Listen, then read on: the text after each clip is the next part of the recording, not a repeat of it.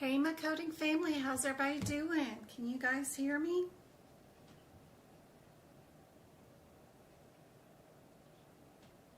Y'all see my starting screen?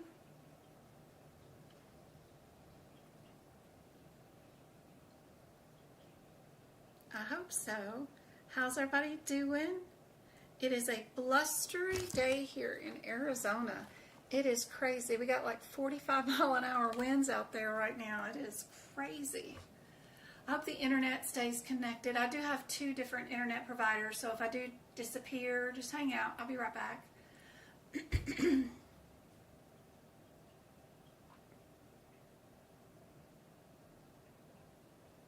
We're going to do cardiovascular today.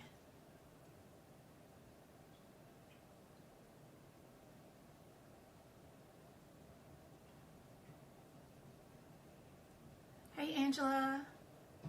Hey, Go Card. Hey, Patrice. I can't read the top one. I'm not sure if it says DX2 or something, but somebody's there. Hey, Patrice. How's my Texas friend? AMJ, good to see you. TX2, maybe. Hey, Sassy, good to see you. Lou, Jessica, good to see you. Hey, Katrina, Gail, happy Monday. It is super windy and about 50 degrees here. I'm freezing to death. Arizona, I'm not used to it being cold. First time joining. Hey, Celia, how's it going? Hey, Andrea, good to see you. I help people pass the medical coding certification exam from the exam point of view. That is my passion. I like to do. I like to help people without a certification course pass a medical coding certification exam so that they can get into the medical coding career. Fastest, cheapest way possible. You're going to have to relearn a lot of stuff anyway once you get a job. They know that because nothing's universal here in the United States. So 5 degrees, oh my gosh, that's crazy. So you just got to learn the language and the verbiage, and I can teach you everything you need to learn and pass the certification exam. Straight from here, it's 5 degrees. I just started a class this week through Penn Foster. Oh my gosh, I heard that's a really expensive one. Here in New Orleans, hunker down since y'all are supposed to get snow in New Orleans? No way. Down in New Orleans? I used to live in Memphis, Tennessee, and we rarely got enough snow to cause any issues. So I can't imagine New Orleans getting snow below us. I don't know which school to choose. Don't choose one. Self-study. You're also doing Penn Foster? You finally got your your CPD book in the 2025 era? Oh, okay. You can still use your 2024 book if you wanted to for any AAPC certification certificates that you want to take for the year 2025, but you cannot any longer use the 2023. All right.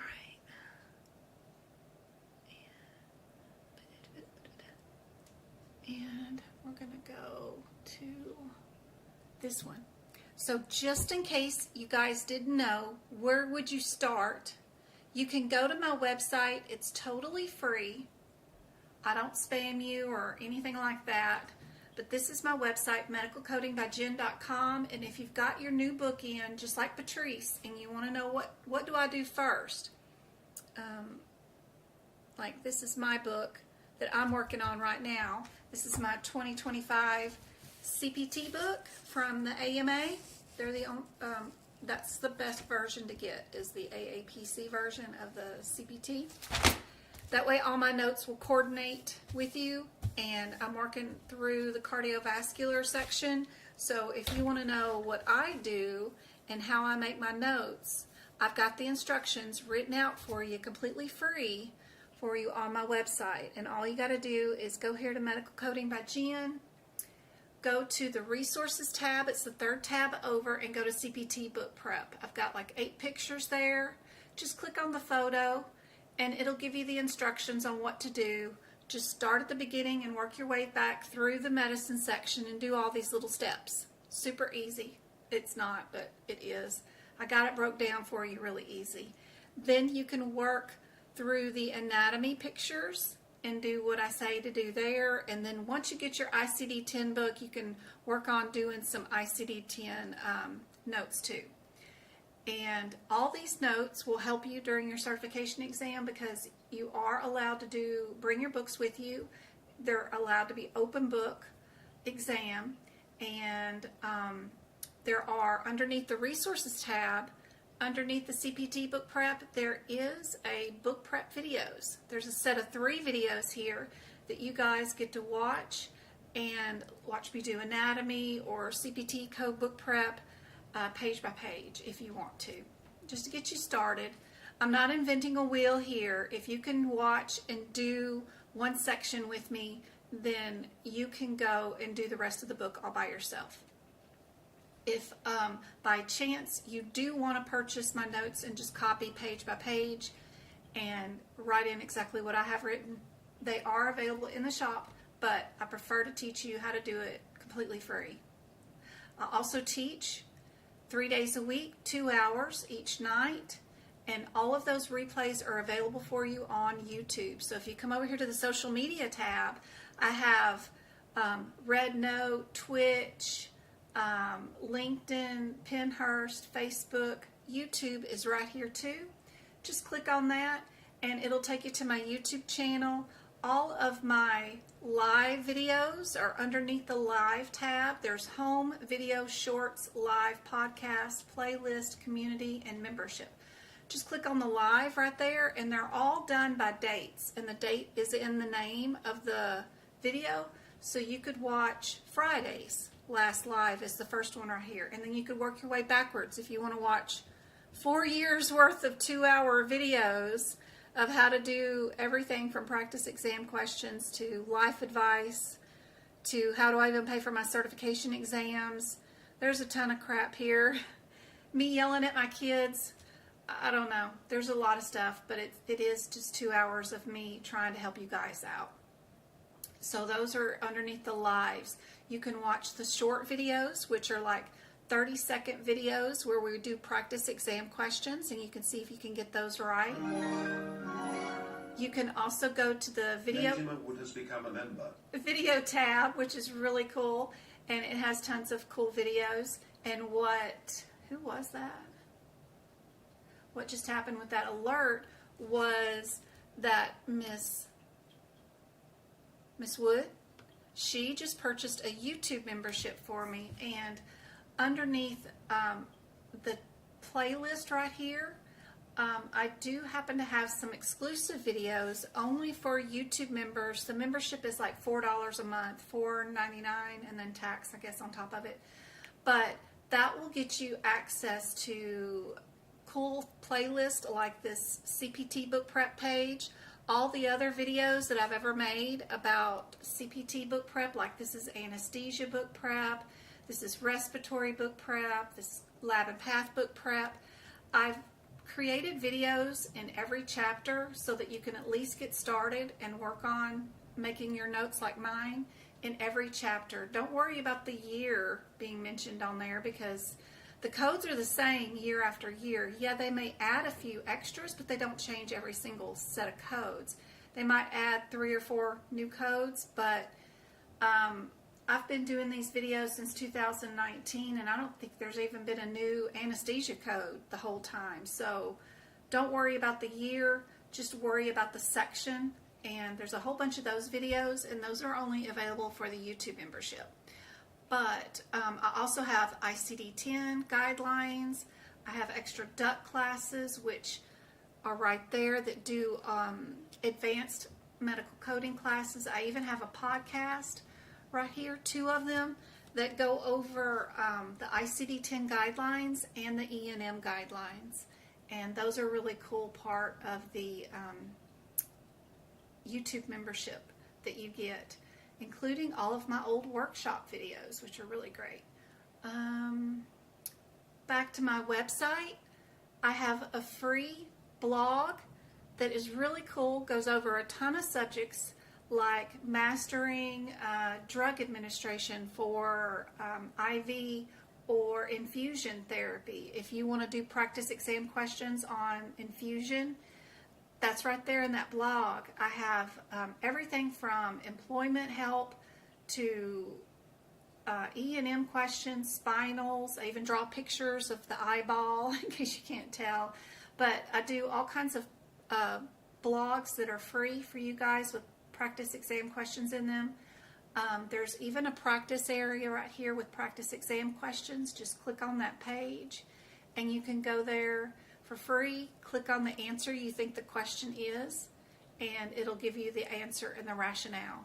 You can practice all these questions all you want. There's quizzes, there's flashcards you can do, there's flashcards you can download, all kinds of cool stuff in the practice free area. And the other area is the shared gallery. If you want to know what pens do I use, what are my favorite photographs, how many questions are in the exam, how do I get an extra hour to take my exam, how do I get rid of my apprenticeship before I even take my certification exam, all that stuff is all right here. How do I keep my books from unraveling, all those fancy cool stuff is just here listed in a bunch of pictures for you. Again, underneath the social media tab, the last thing I've got is join our free Discord study group. It is excellent. If you just click on the join now, it'll toss you right into our Discord study group. It is wonderful with that one click. Go back. What is Discord? If you look underneath the resources tab, there's an FAQ area. The third sentence down is your best list of free resources, but the first two questions explain what Discord is, how to set up your own account, and then what it looks like once you're inside of it. This is really handy dandy, but this is actually 4 years of answering student questions, and it's all separated out into specific rooms, like how do I do CPT, how do I do ICD-10, how do I do CCS, how do I do anything, a job.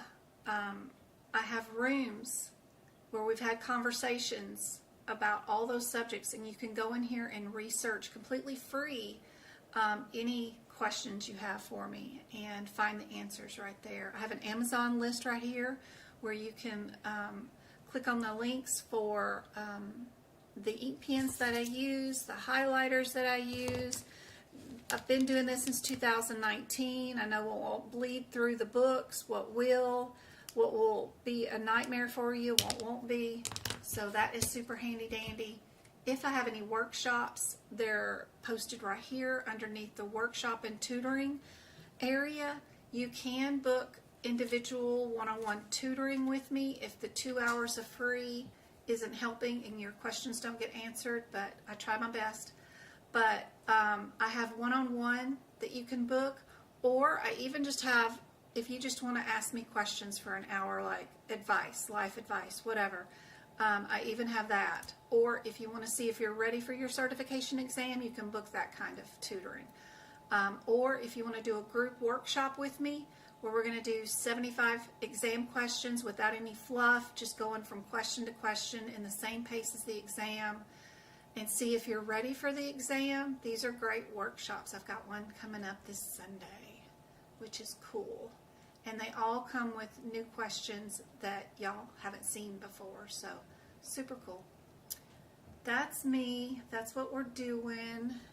And I'm going to start out with our first practice question for tonight, and I'll catch up on chat and see what I've missed and answer you guys' questions. Hopefully audio was working for all that, and hopefully we didn't miss anything. We're going to do a bunch of cardiovascular today. So Y'all work on this question. I like to do the questions in a very different way. What I like to do is go to the answers first, look at the numbers, just as new numbers, and see which two sets of numbers are numerically closest. Run to those codes, see what their header is. Take that header, look through the exam question, and see, is that what I did? My header should have something saying that we're working on a pulse generator, on a pacemaker. If I'm not under that header, then I know I get rid of A and B. And then I move on down and move to these codes. So that's how I do my questions on the certification exam. I do not answer them like by reading the question and then going to go look at the differences between the code descriptors. That's unhelpful. I go here and look at the headers for the code descriptors. Then I just search the differences between those headers in the question. So y'all get started with that while I go back to chat and see what I missed. And see if there's any questions. Hey boss, you ain't late. I'm just now getting started. No worries.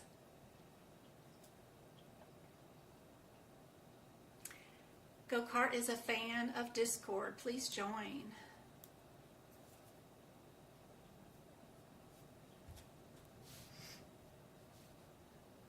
Yay, good. I'm glad you can hear me, Go-Kart. Happy Monday, happy Monday. Thanks, Twinkle. She's working hard, going back and forth between both chats. She and Go-Kart do help me out. So they are my right and left hand. So if you guys need any help and I can't or don't see your question, please ask or take their advice. They're awesome. I ordered books through AAPC. You don't have to do that. You can order them from Google or any place else. My advice is always to shop around and look for somebody, anybody that's selling them with free shipping. I love free shipping. I don't like to pay for shipping. And AAPC, they used to charge $25 a book. That's $75 for shipping books. And I fuss so much. Now they've got it down to like $13 a book, but Amazon will send you the same book for free shipping. So even their own account on Amazon will ship it to you with free shipping. So AAPC has an Amazon store. You just go to Amazon and they'll ship it for you to free instead of using their website. So it's silly. I don't pay for shipping. I got to break down all the cardboard and all the garbage and tape that comes with the books. So I don't want to pay for the cardboard and then have to get rid of the garbage for it too.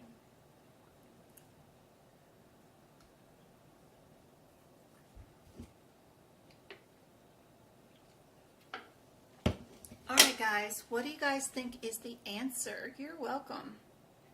Shipping is expensive, absolutely. I like a store called Book Run, like running, Book Run. They don't charge shipping and they usually get some like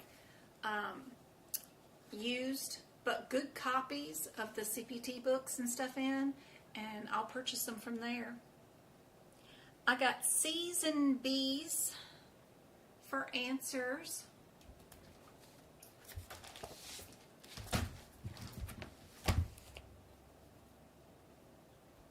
So let's go to our codes here. We got 33213. Where are we at? 33213 and 14. What header are we under? Implanted or temporary pacemakers. 14 is upgrading one. 13 you can't do nothing with because it's a child code. We have to go look at its mama. Its mama says we're here for inserting a pacemaker. Is that what we did today? Let's check out our question. Did we insert or did we upgrade a pacemaker? We check our question. What we did was we replaced a pulse generator.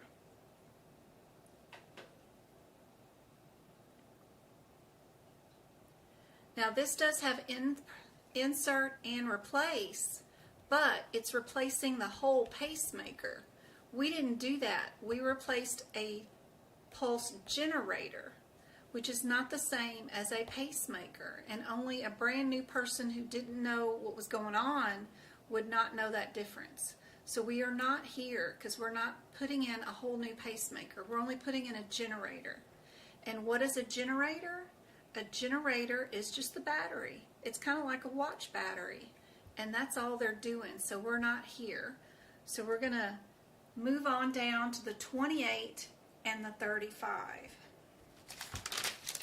Let's see. 28 is here. You can't do nothing with it because it's a child code. Doesn't tell you what it's doing. Its mama code is up here, which is the 27. It will tell you more about what's going on in your 28. And then the 235 is down here. Again, a child code. You cannot do anything with it. Number one rule, don't look at it if the code descriptor is a child code. The definition of what a child code is comes to you right here at the very front of your book when it gives you the instructions for the use of the code book. Read. You must read this. And right here, formatting of the terminology, this page right here tells you what the differences are between an adult and a child code. So read that, and you'll know what I'm talking about when I say this is a child code. You cannot do anything with it. You got to go find its mama. Sometimes it's one code right above. Sometimes it's 6 pages away. You never know. But we know this one is its mama because of the way it's indented and formatted, which the front of the book tells us. So, are we 33234, or are we a 33227? Is technically what this question is about, even though our exam question has 33227 is really what that question is asking about, and this one is 33234. That's what you have to know to do these questions correctly, is being able to run to its mama. And that info will tell you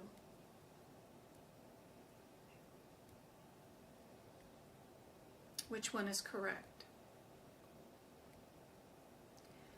34 is replacing a lead, where 37 is replacing a generator, right? So we know which answer is correct, which is our C. Easy peasy, right? Once you know your differences between mama and child codes, that's for sure. And you knew kind of the parts of the pacemaker, that implanting a whole pacemaker versus just replacing a battery. That's helpful too to know. All right, work on the next one. What do you guys think about this one? C was my first answer and I switched. Number one rule, guys, is to what? Never ever second guess yourself on the certification exam. Never. Pick your first thought and move on to the next question. You have 120 seconds per question to answer these. It's all fine and dandy me sitting here for 5 minutes holding your hand through the question and making it appear super simple, but when I'm not here with you, you literally have 120 seconds to find the codes, find the parent codes, find the headers, and pick your answer. So no time for second guessing. And don't read the questions. Only look for the differences between the code headers and the code descriptors inside the question to see if you are at the right area.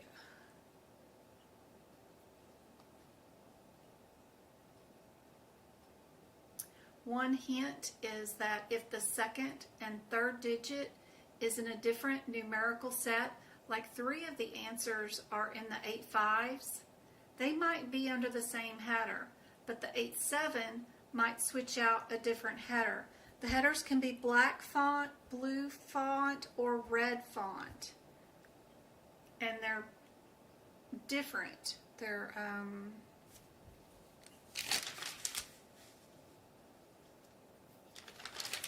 they don't have a code next to them. They're just headers. Let's see, do I have a page where every type of header is listed on one page? That would be kind of nice to have. Let's see, no, that's blue. There's a red and a blue.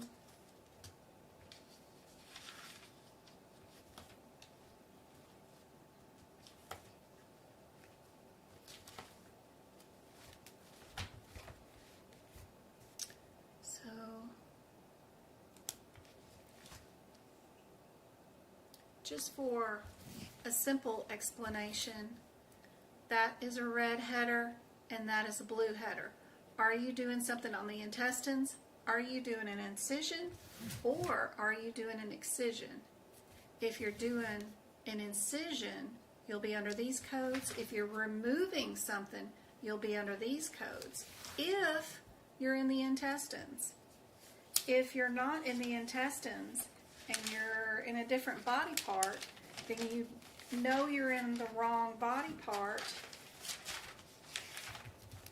by the red header, because every red header will have a whole set of incisions and excisions. So you could be under excisions in 2 different areas of the book, but if you're not under the right body part, then you won't know if you're even picking out the right code, because it'll just say excision of the same thing that is the same excision over here, or incision, but if you're under the wrong body part, you won't get the question right. So be sure and clear your red headers before your blue headers. That is helpful. Helpful info.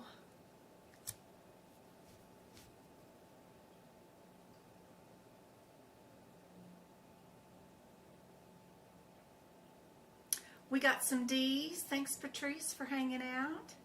How's the weather in your guys' area?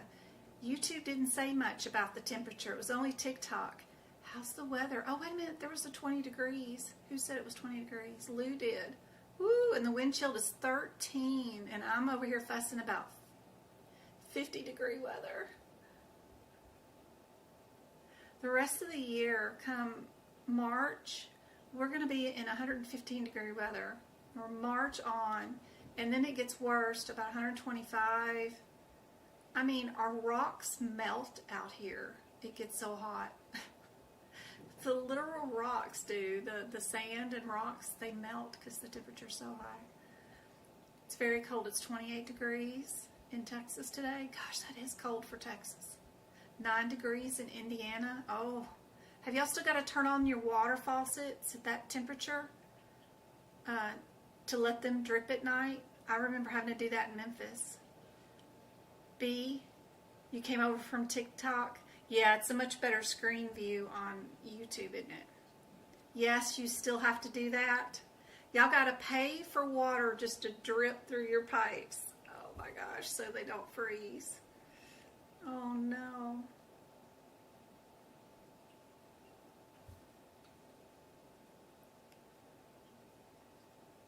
I got some A's and B's. All right, so let's go look. Let's see.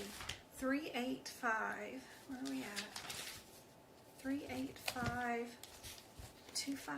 385. Okay. 38525. Child code. Can't do nothing with it. So we got to go all the way up to mama, which is biopsy, right? Biopsy of what? Mama is 38500, and we're doing excision of limb if we're here, right? And 25 is just open deep, right? 8510, same thing, open deep cervical. 8505 is also open. Nope, it's needle. Sorry. Needle. It's through the skin. Not that one. Or superficial. And then 8720. If you wanted to torture yourself and go look, this one is a radical procedure, number 1, and 8720 would be a complete procedure. I get that radical from the blue header. Radical means that we remove all with surrounding tissues, always, anytime. So with this question, what did we do?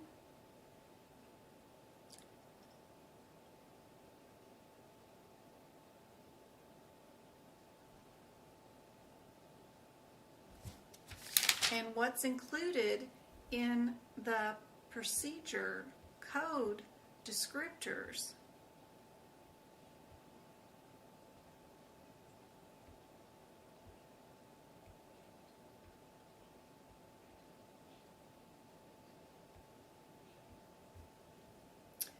This one says no other lymph nodes were removed in the surrounding area. So you know it's not going to be that. Or I guess I should do that. You know it's not going to be that. You know we didn't go through the skin and do it under the skin because it says right there we've got an incision. And so it would not have been done by the needle. So you can get rid of that. 1, 2.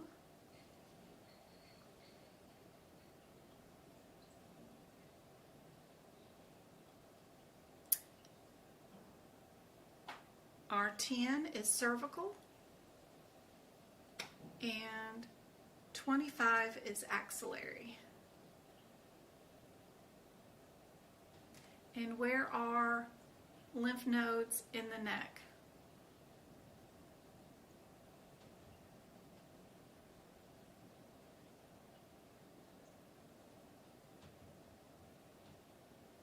Cervical, right?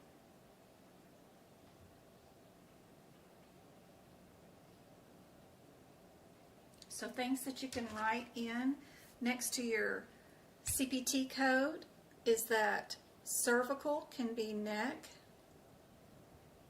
Stuff like that you can add to your books, which is super handy dandy. Get rid of that and put that back on. So we got neck and incision. So you know that gets rid of percutaneous. Your 05, which is through skin. You can write next to the needle by the 05 code. You could put through skin, percutaneous. On the 38510, you can write neck next to the word cervical. Axillary is armpit area. That's next to your 25.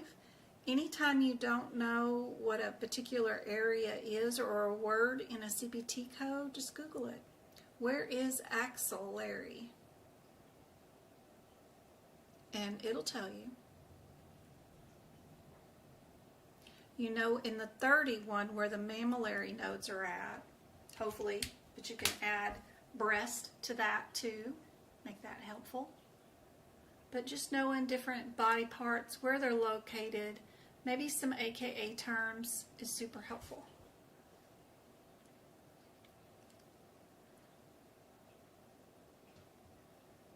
Jiggly Jello, good to see you. Thank you for the heart me. We are listening to the Harry Potter series with Jiggly Jello on TikTok. If you guys are not following her and you like to go to sleep to bedtime stories at night like I do, I not only have fans running and an air conditioner 2-ton unit in my room running at night no matter what, I also have audiobooks Gail Murphy has become a member in the background that are super helpful, and I like listening to her audiobooks. We did a whole series of dragon stories, and then now we're on Harry Potter series, so it's super fun. All right, guys, are we in the 6-2 area? You have B and C, or are you in the 3-6-0 area? Clear those two headers before you do anything else. And don't worry about all these other codes back here yet. Could care less. Every single answer has a different CPT code, so you do not need to look at what the second or third or fourth codes are. It doesn't make any difference. If you pick the correct first code, you do not have enough time to verify all the other codes are correct. You got to keep moving. You got 120 seconds is already way past, done, gone by. So the fastest thing to do is to see if the 60s, these two, A and D, are under the correct header. If you're not, then move to these two codes. They might all be under the same header, but I'm assuming they're different headers because they have different numbers. All right, 36005, where are we at?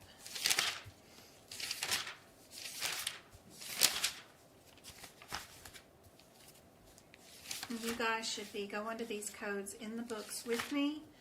Just getting to the codes, finding the codes, especially if they're out of code sequencing, looking for the headers that I'm talking about.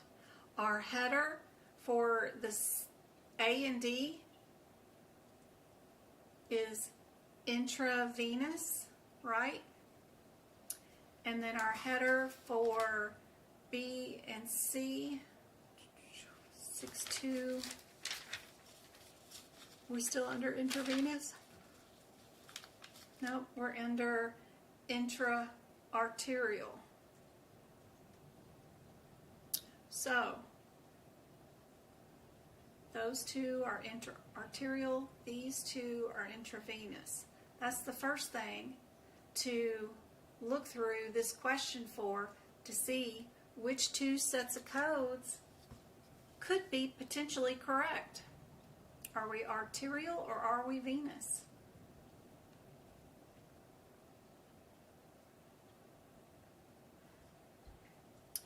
So those headers, there's our intravenous for our 360 area, and then our header for these 362s is right there.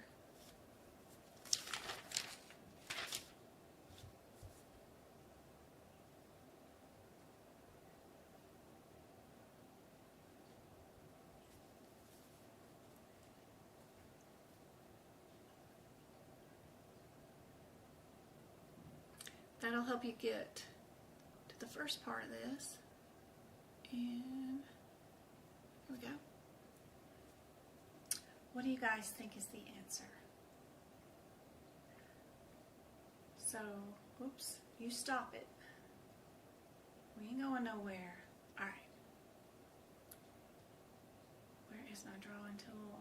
And then we go to arterial.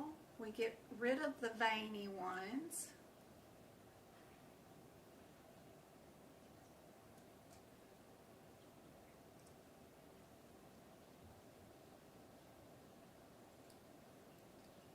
Okay, you're being silly now. I'm yelling at you too. Okay. And then go back here. We know we can get rid of that one and that one because those two are venous. These two are the only arterial. So, what's the difference between 36216 and R46? 16 you can't do anything with. It is child code.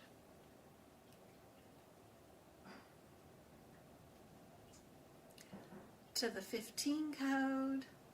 15 says we are arterial in the vascular family.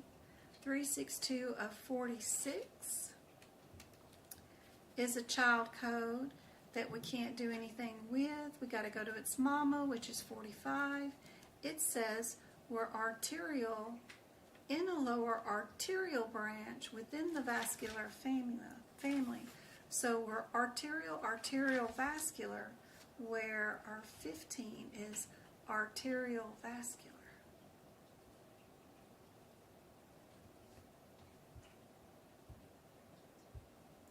We did go in through our common artery. We can scooch you down here to the second part of the question if you need it. We did left iliac. Where is our iliac? Hip area.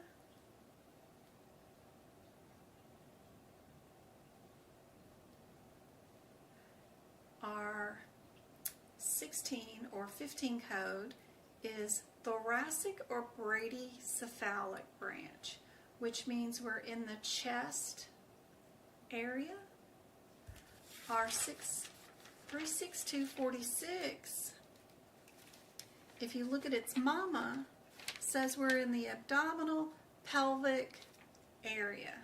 So if you know that your iliac is in your hip area, you know that you are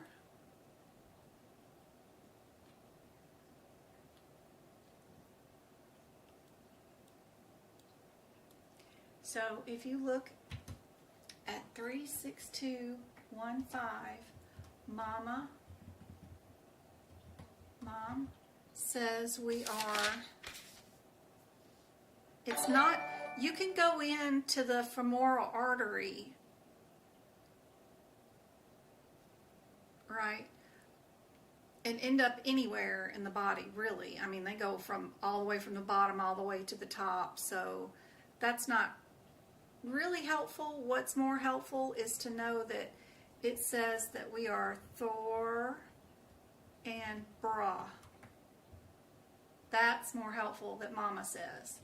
And then 36246, what's the most helpful is 36245. Mama says we're abdominal pelvic. Then you just look through your question to find out if you are in the chest or pelvic region. And I see the word iliac, and we know that iliac crest is the top part of your hip. And that's how you know that you are in the C area. Do you see those?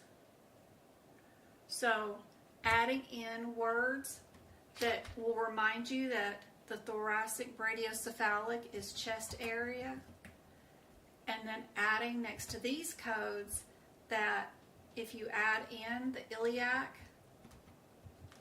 equals hip near those codes, that will help you out for for that particular area, because it's all about adding extra information into these code sets so that you know what words are likely to show up in the exam question that are not in the CPT book, right? None of that's in the CPT book.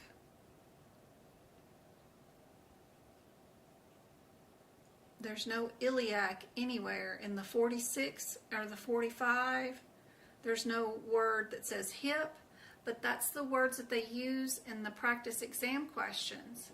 So it's all about knowing the AKA terms and then writing them in there, because they're going to use different terminology.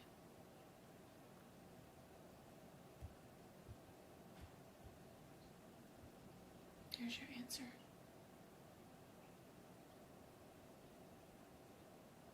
Here's your next one. You guys tell me what you guys think is the answer. Gail, thank you so much for joining the YouTube membership. That's awesome. 9 degrees in Middletown, New York. I was born in Rome, New York. Woo! That is cold.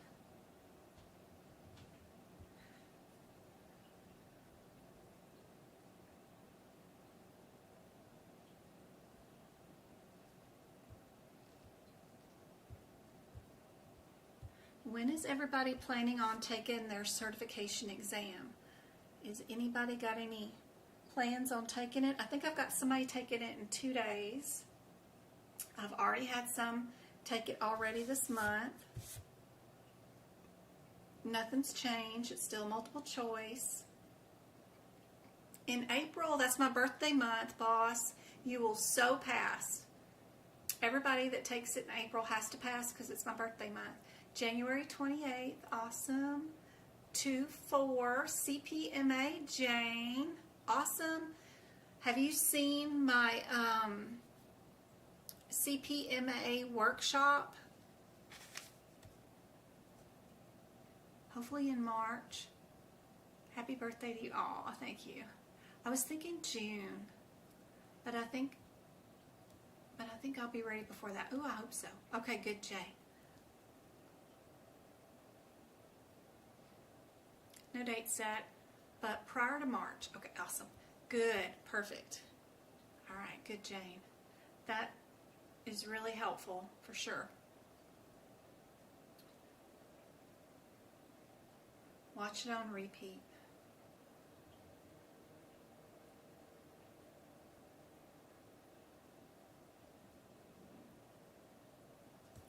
I take my exam January 31st. I hope I'll pass. Me too. Me too. Be sure you know what the word for somebody turning blue is. Summer, May or June. Jen, I took my test and got a 69. I felt scanning I was missing trick questions. Aw. 1 question away from passing. What a fantastic score. That's awesome. I know you're going to hit it next time. February, not sure. February the 28th. Thanks for the follow, April.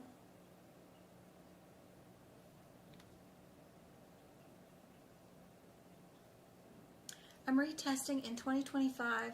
I gotta get over my testing anxiety. Isn't it awful? I hate testing anxiety.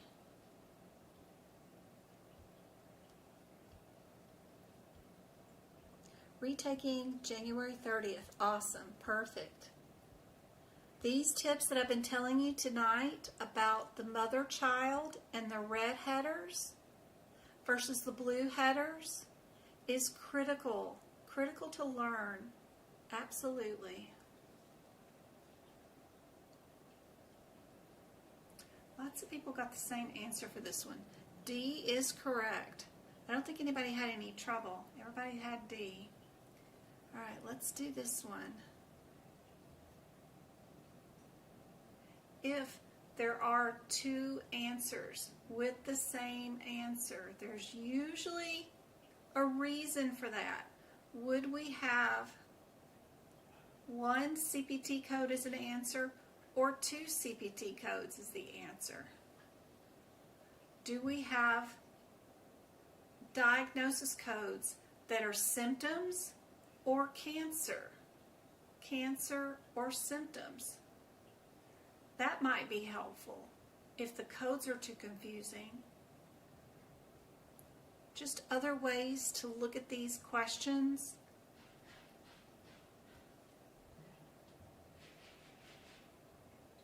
There's the bottom part, in case you needed it.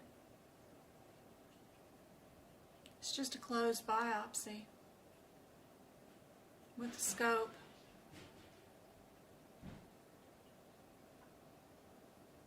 What was the specimen was labeled and sent. The patient tolerated the procedure. Pathology indicated the mass is cancer. So that sentence right there tells you to get rid of 2 answers right away, right? You don't even have to look up the answers. So you know you're still stuck at exactly what I told you. The answer was more likely to be, which is just B and C because they start off with the same code. You just need to know, would you code it with 2? Do you need 2 CPT codes or would you code it with 1? Don't forget to look at your do nots and your instructions inside your book that tell you what you can code and can't code with things.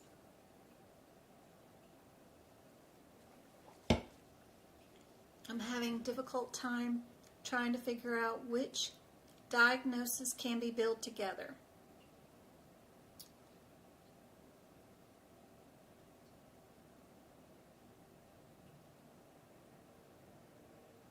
I went through the exam section where I scored low, and the questions and rationales are very helpful.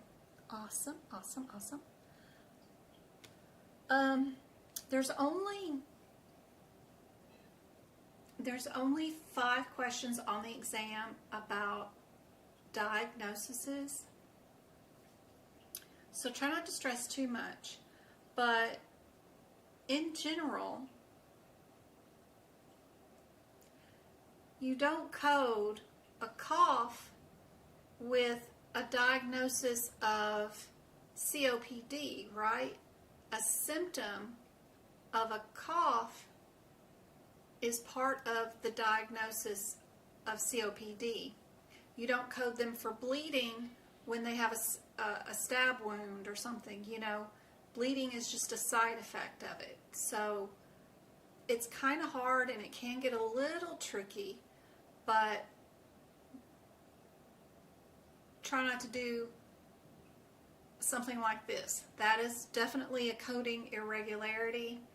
If they come in for, you know, coughing or pain, unless you're treating the pain, like they're coming in for a spinal nerve implant or something, you don't code their G-code pain due to their cancer because it's just part of the cancer diagnosis. Now, if you're treating pain, and that's the main reason they came in today was to get pain meds, then of course you do code it, but it's just, in general, try to keep that in mind. It gets tricky.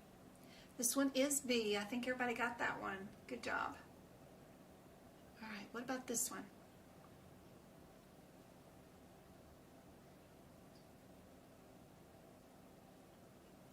When it comes to passing COC, what do you need to focus on?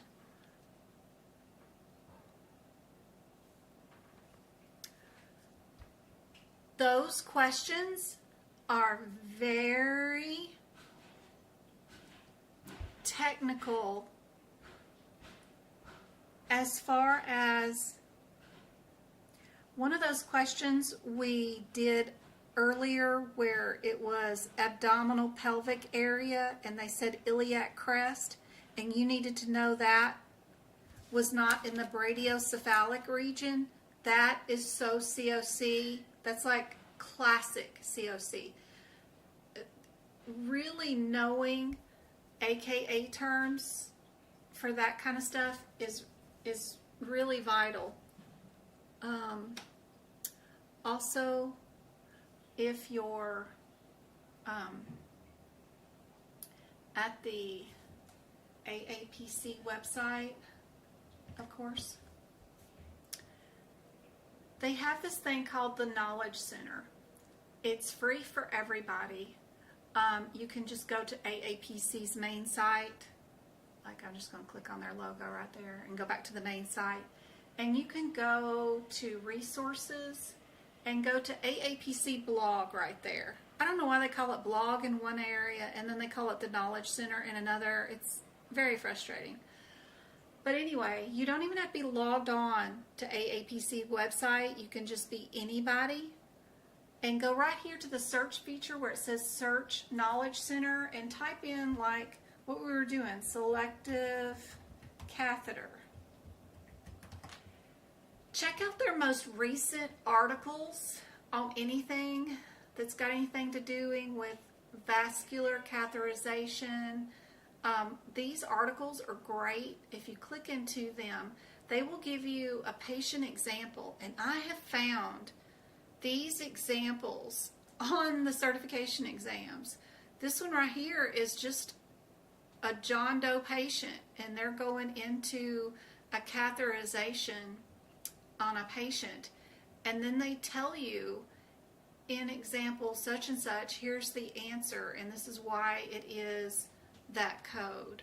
Very cool. Add this example into your book next to the 36246, and that kind of stuff will help you out during your certification exam. The other thing is, of course, at the AAPC website, if you go to certifications, view all certifications, if you go to the COC, right, you go down here to prep for that. If you go to the practice exam questions right here, getting all 6 of the practice exam questions right here, A, B, C, D, E, F, and doing those, they're $80 each, is super helpful. You're actually doing the practice exam questions in the same testing area that you will be taking the certification exam in, even if you do it remote from home or at a testing center. It's still the same Scorpion testing environment, and practicing them is super helpful. Also, when you finish one of the practice exams, go through the rationale and see why each wrong answer was wrong. What was I in a wrong body part or a wrong region of the body? That's the mainest thing there. Knowing AKA words for grafts, like they added an allograft, an autograft, or xenograft.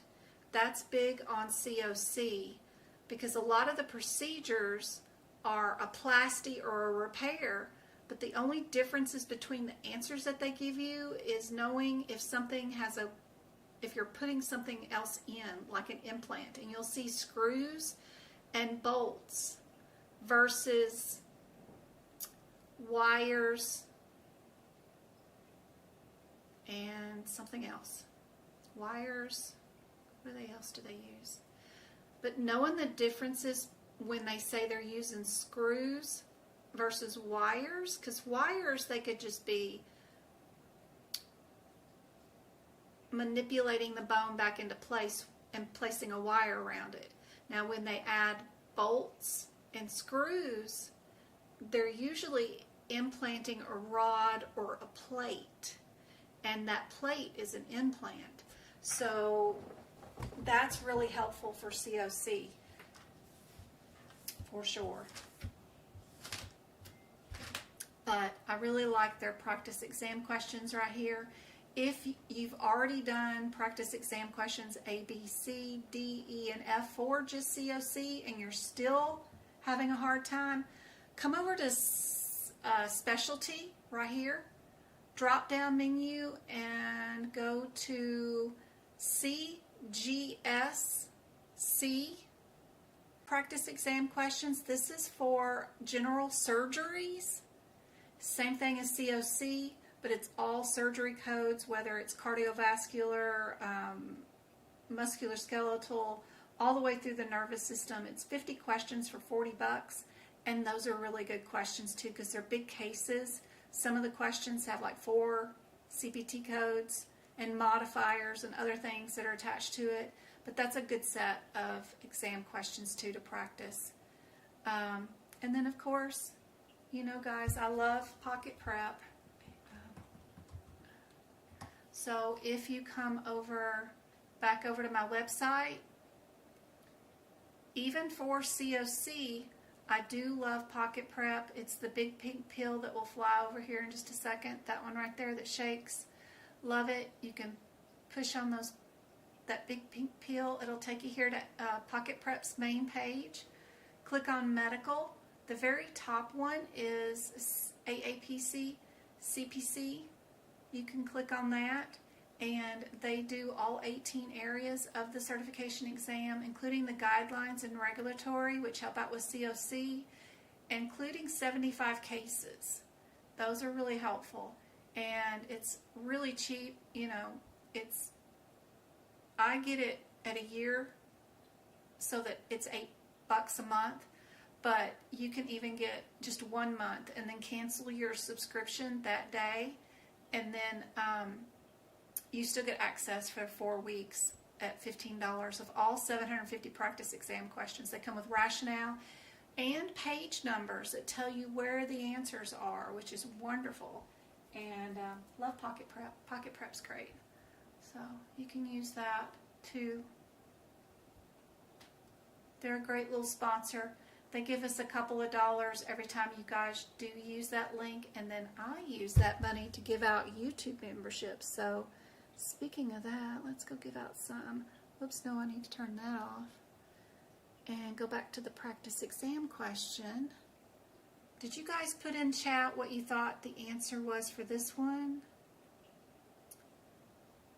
And let me go give away some YouTube memberships. Be sure in chat, in the membership, you can just say where you're typing from, because YouTube picks out the winners of these YouTube memberships. I just send them the money. So you guys type, you know, even like anything, like hi, bye, hello, anything, because it usually picks out somebody that has just typed out a hello.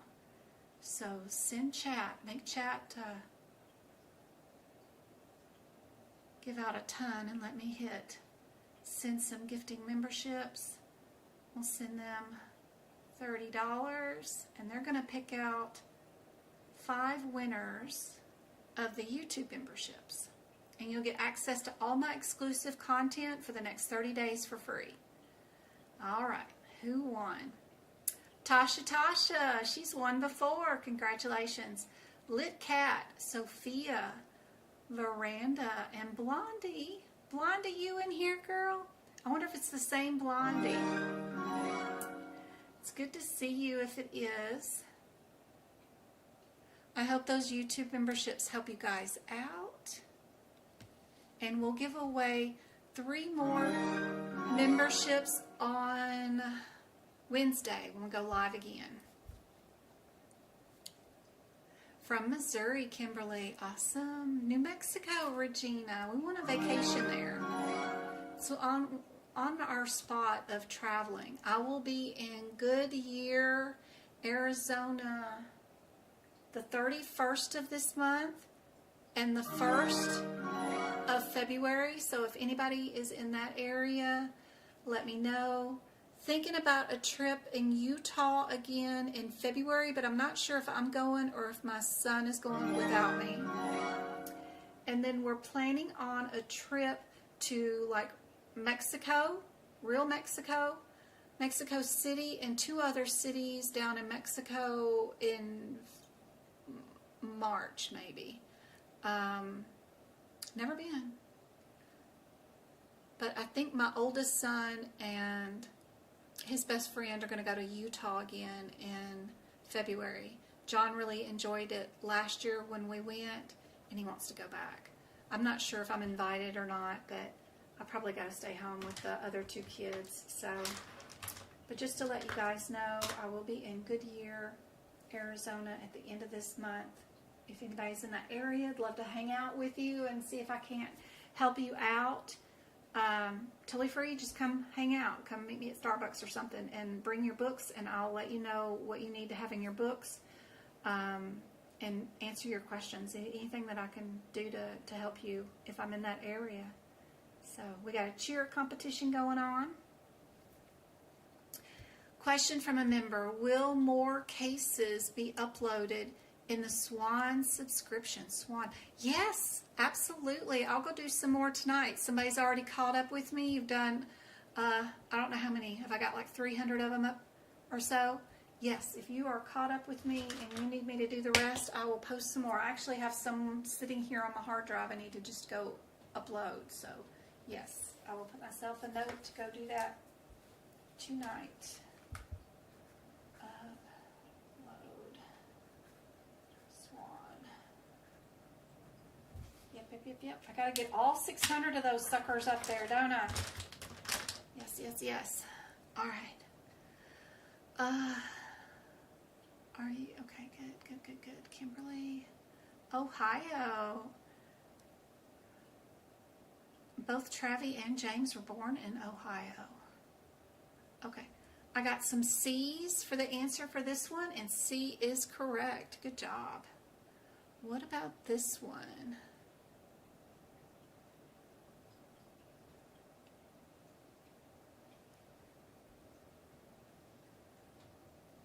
We've got 2 of them in the 356 area and 2 of them in the 355 area.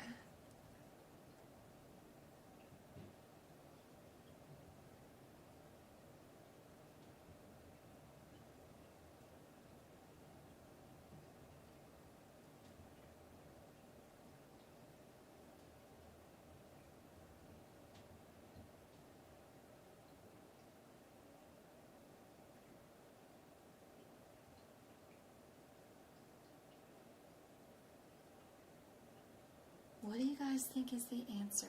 I got 26 of you on TikTok, and how many do we have on YouTube?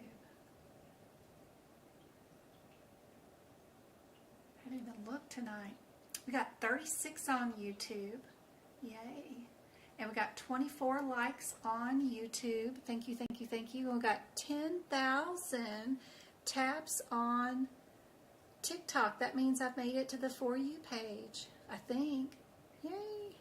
Unless they change the algorithm.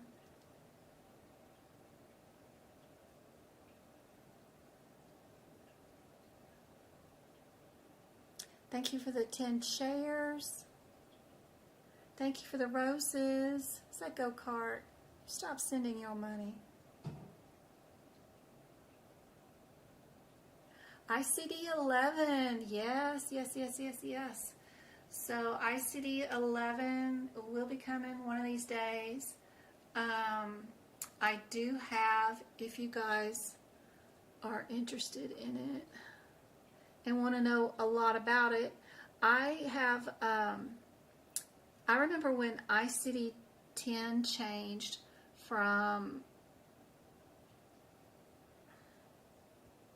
switch this up, all the way, okay, and then that, and then I gotta open, where are you at, Discord? What the, there's Discord. So this is my Discord and all the little side rooms here on the side.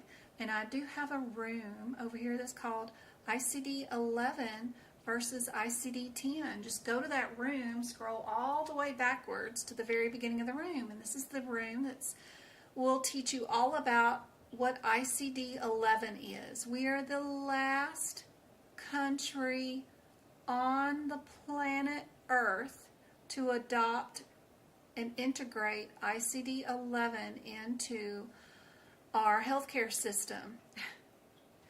Every other country has already had this book out because ICD-10 is over a decade old. We can't even do any surgeries like on joints and things. Everything has to be bone related, you know, like like the, you know, ulna. It's silly. Anyway, some of the codes will be changing. When we changed over from ICD-9 to ICD-10, I doubled my income.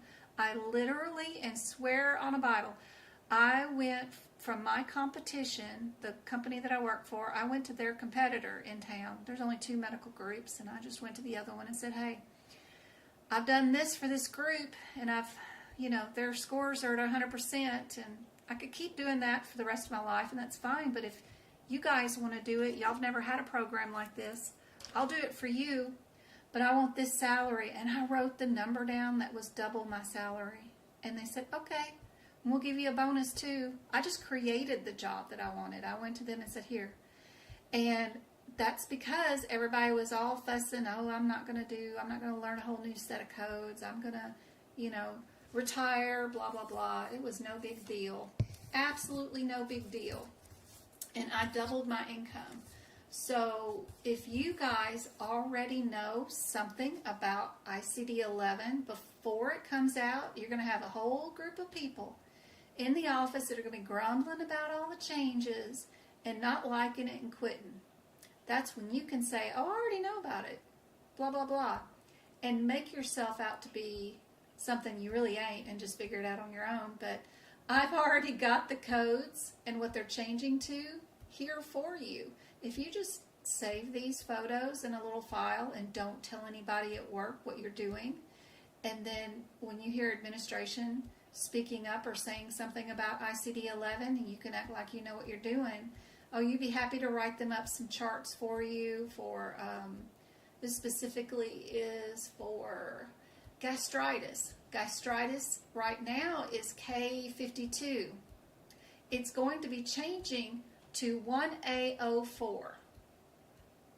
You make them up some PowerPoint presentations showing what the old code was and what it is now, and they're going to think you're like a coding god, and you know, you can make revenue off of that.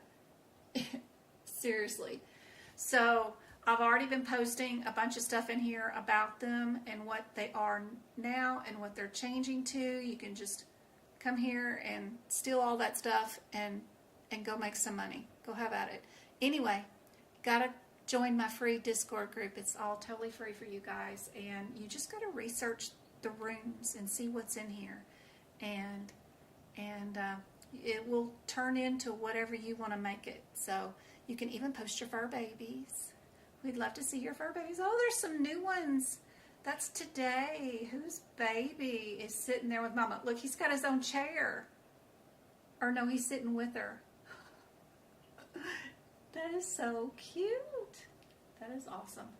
Anyway, love the fur babies. Love the fur babies. They're so cute. Look at that face. That's my little sassy bad boy right there. That's Sammy. He's so bad. He's such a bad boy. Oh, look at that tongue sticking out. Oh, that's Magpie. She's a sweet little bird. All right. So that is our Discord group and ICD-11.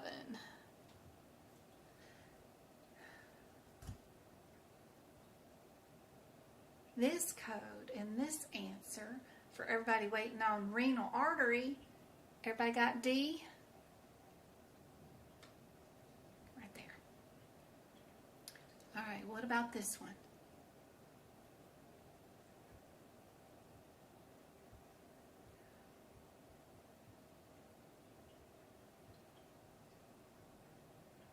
Every single one of the first codes is different. So as long as you get the first answer correct, you're good. The two that are the closest are C and D. They're only 2 numbers apart. Go see if those are under the right header. Did you deal with a defibrillator today or not? If these codes are not under defibrillator, then you know you got to move somewhere else. Go check your headers out.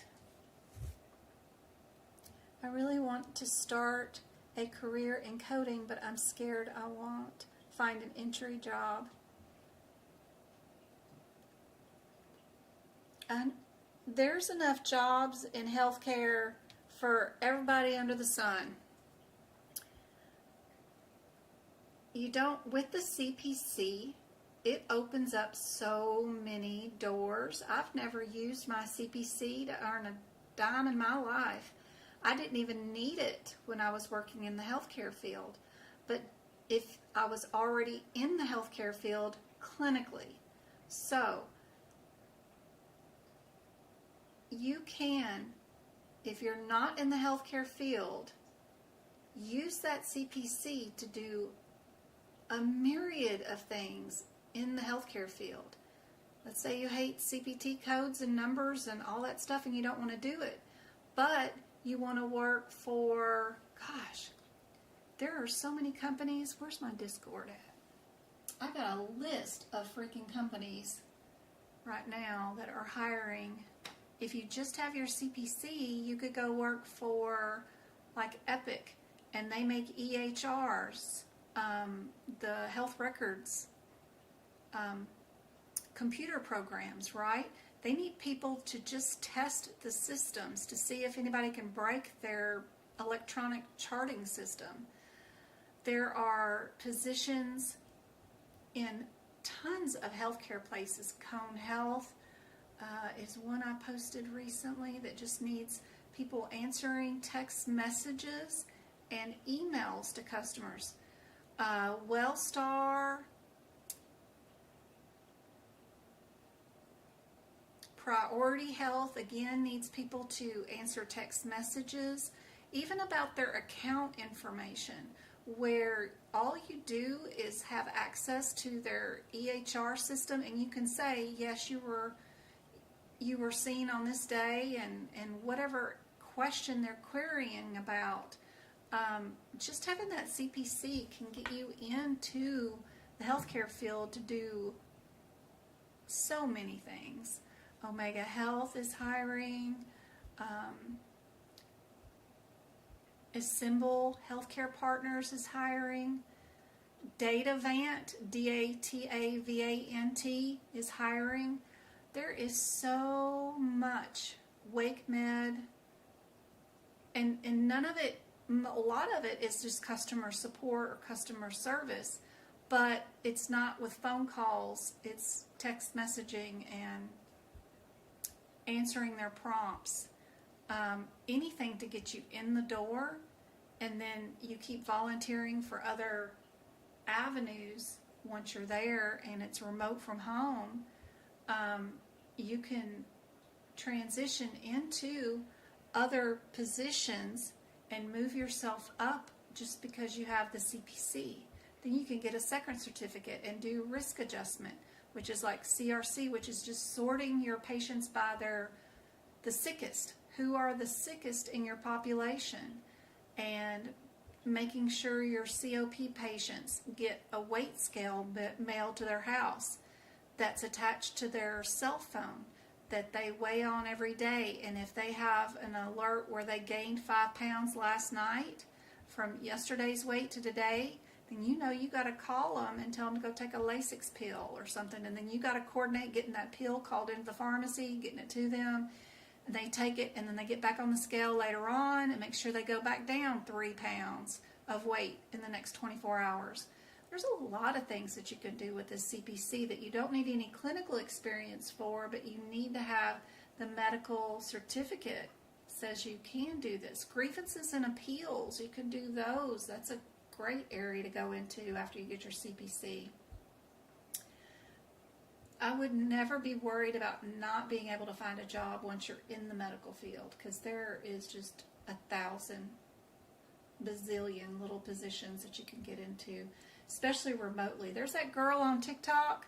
If y'all been watching her, she works 4 jobs at one time in a closet in her master bedroom, and it's all CPC, but she's not using a CPC.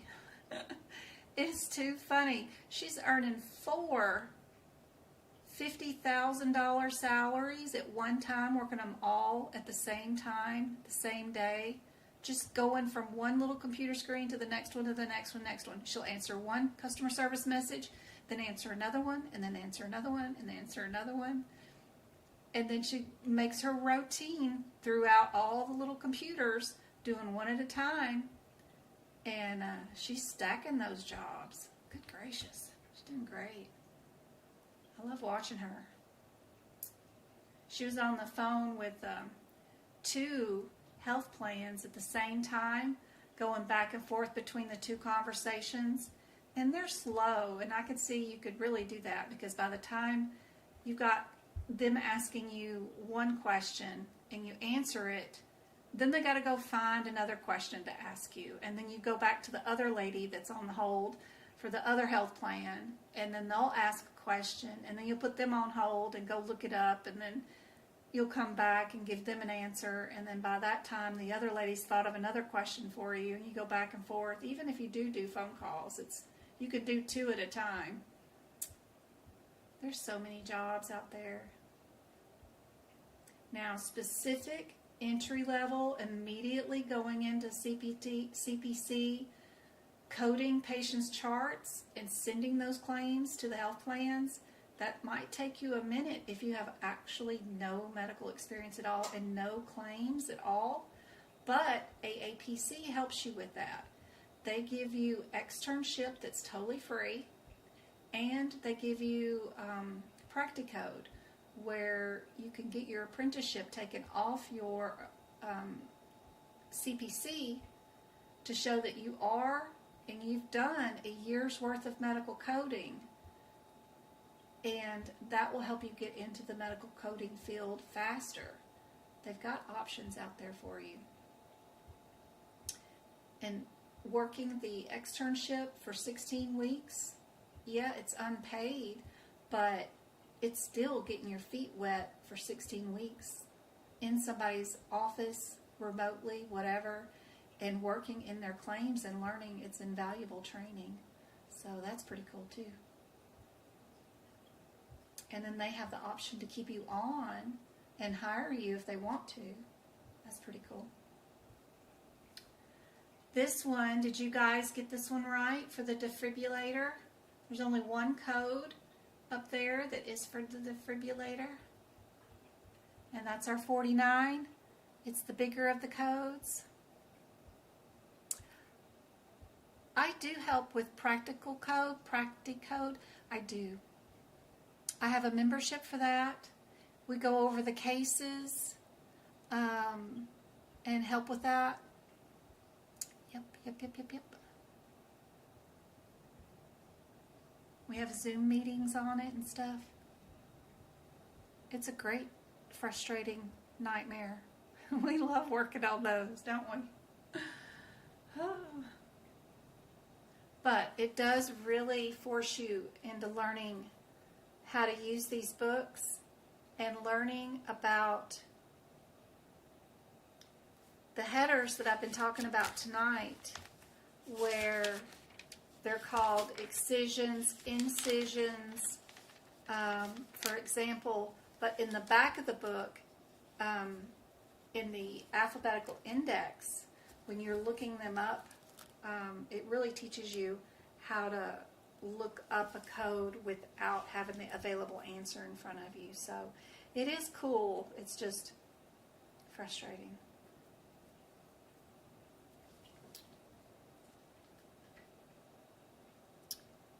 Especially since we don't have what health plan we're dealing with and what their requirements are, which you would have in the real medical field. Some health plans want modifiers, some health plans don't. And you'd get all that info if you were really working. All right, the 78 and the 75 are the closest for these 2 answers. I would run to those 2 first. See if that's where I'm supposed to be at with the header, and then what are the differences between those 2 codes, and see if I got the right answer.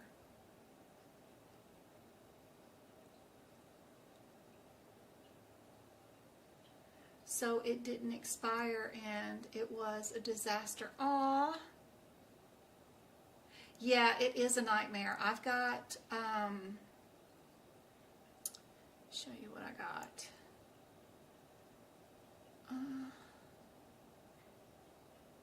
Insert picture.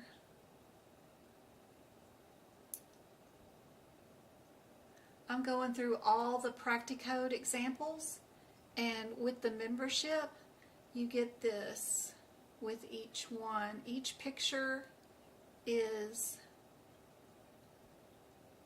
the number of the case, so you can go do a search through your cases, and then this is what that is, and then you can just go and type all this in and then hit submit and just get it done. Just get it done. So that's what's going on, and then I supplement that where we have Practicode Sundays where we get on Zoom calls and we actually really work them. I can't obviously do all 600. That would take me a year, you know, to individually look at a chart and talk you through, okay, we need to go find this in the CPT and then this in the diagnosis code and this in the whatever. So, but we do, I don't know, 10 cases in 2 hours. That's how long it takes, you know. And I show you in my book where we go to look up stuff and all that good stuff. But my membership has all these posted in there for you so that you can just get done. Just get done. Did we get this one answered? Our B, our 65, 75, not 65, 75.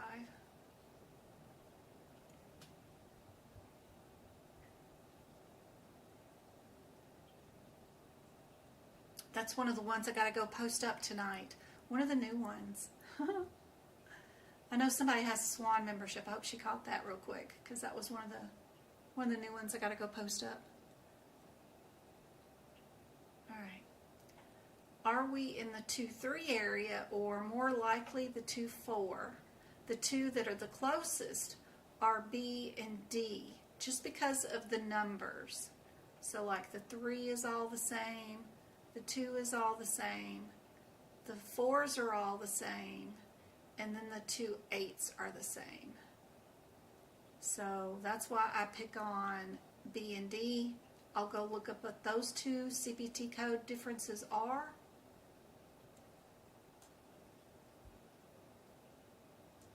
And then only look through this question for that difference. If I was a gambling girl, I would pick 80 and move on with my day because it's the smaller of the two numbers. Usually the higher you go up in the codes, the more expensive a procedure is. So most of the time the answer, not always, is the cheaper of the two codes that are closest together. So if I wanted to do this question without looking up anything, personally I would just pick D and move on with my day.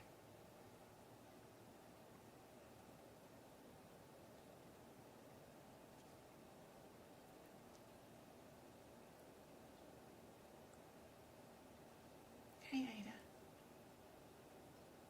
Be sure when you set up your own Discord account to verify your email address with Discord. They keep all that info. I don't ever see it, but you do have to legitimately set up an account on Discord, but nobody tracks you. It's not like Facebook where it's going to listen in to your conversations. There's no ads, there's no advertisements, but you do have to set up your own account. And then once that's done, you just click on my link and it'll toss you right on in. There are endless possibilities. Endless with CPC, I'm telling you.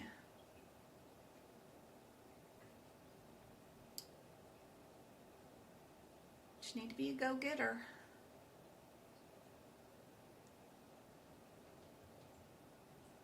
I was only on chapter 4 and had done with the prerequisites and had a lot going on. Aww.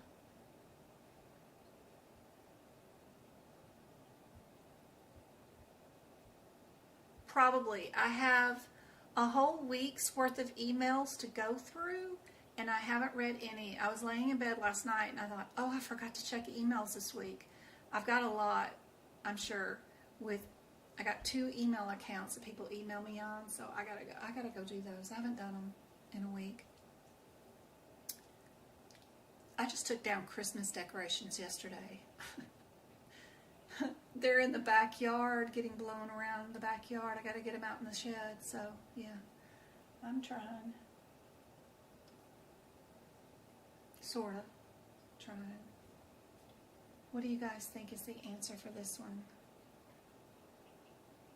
D is my final answer. There you go. D is correct. That is correct. This one's a modifier difference, if you know your modifiers, right? 76, 78, 58. You really don't have to look up the CPT codes if you don't want to, or the ICD-10s. But sometimes the differences on these modifiers are hard. Some of it's the difference between the same physician or a different physician or other issues. And just because you're repeating a procedure doesn't mean you're repeating it. It could be the same procedure going to be billed twice because you got to do the same procedure twice because the patient re-injured themselves again. So there's always a little tricky things with these, so you got to be careful.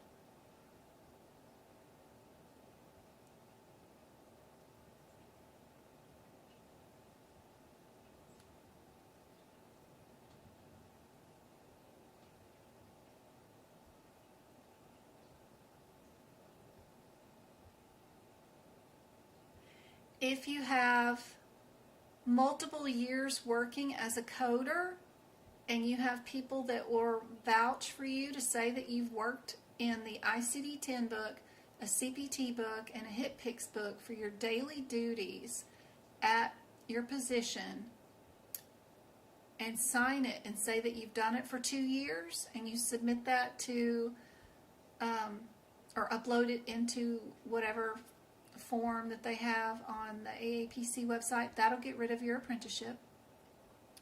You can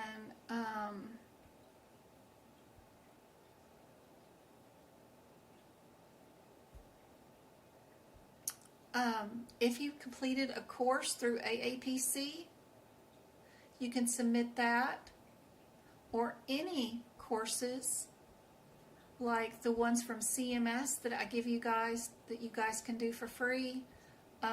Those can be submitted for credit hours.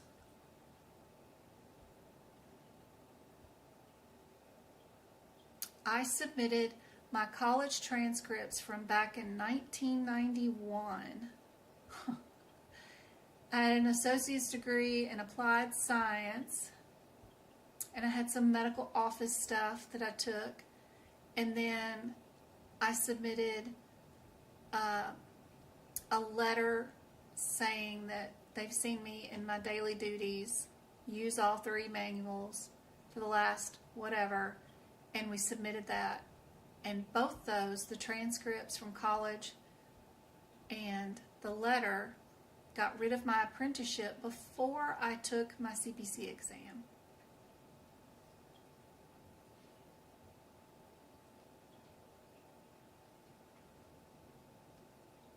C is correct. This is our 78 modifier, which is an unplanned return to the operating room. That means there is a complication, and we did the same physician. Perfect. Key terms. I don't know what book number that would have been.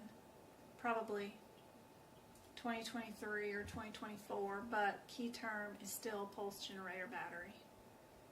Yep.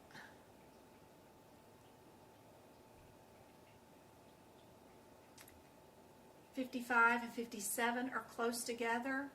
They're closer than the 60 and the 68 numerically. So I'd run these two, see if I'm underneath that header. If I am, then I'd look and see what my differences are between those two codes, and only check my question for that difference. Sometimes it's just an age. Sometimes it's, are we sub Q? Are we tunneled, non-tunneled? Is there a pump, no pump? What's the differences?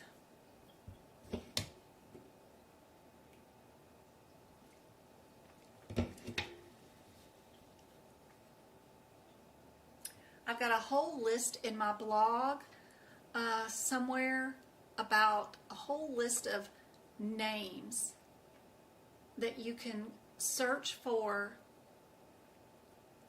once you get your CPC. So instead of just looking for a job under the name search CPC, you can look for ahima abstractor. That's a term of a position that you can absolutely do right out of the box with no experience whatsoever, is to go find a job as a ahima extractor. Go type that in to Indeed and go find a job, because every October through March is HEDIS time, and every single health plan and medical group has to audit every single patient chart in order to achieve these HEDIS bonuses checks that they want. So you can absolutely do that remotely from home. So I've got a whole list in my blog somewhere of a ton of other positions that you can do as a CPC. But go search my blog. I'm not a very good, I don't know, employment counseling isn't really like a passion, but I do like helping people pass their certification exams. That's fun.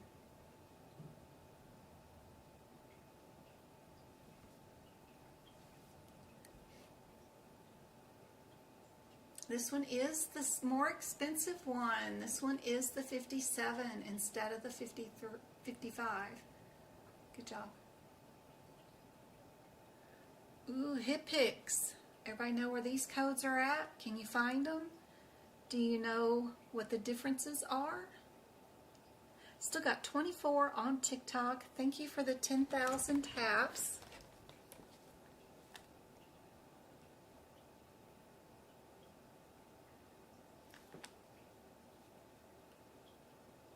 Thank you for the 15 shares.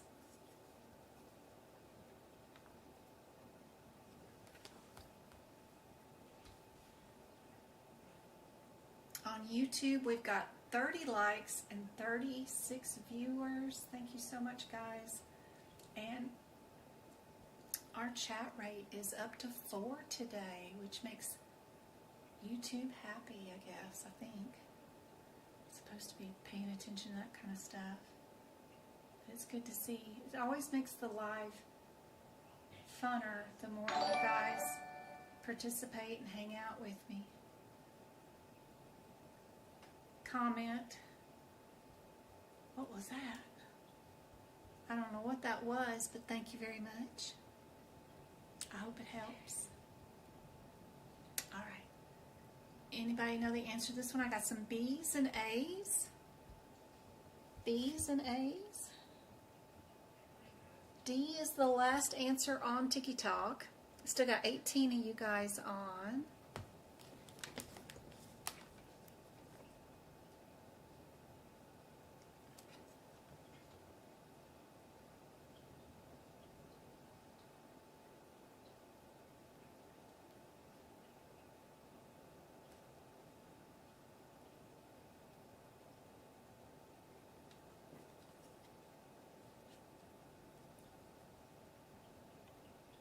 I do like to follow you guys on TikTok too, so if you've been on for a lot of hours, you'll notice that I'll try to follow you guys, and I like seeing you guys' TikToks too, your families, your pets, whatever y'all are sharing on TikTok, so don't be surprised if you see me following you. I'm not stalking, just trying to visit and build our little community. I like that. Can you adjust it so you can read it? Let's see. I wonder why it would be blurry on YouTube. That's crazy. Let's see. Shrink it. Don't forget, if you're in YouTube, tap on your YouTube screen. You will get a little wheel. It's the settings wheel. Tap that and change your video quality from the default 720 to 1080p. It will make the view of your video upgraded. It defaults to a crappy view.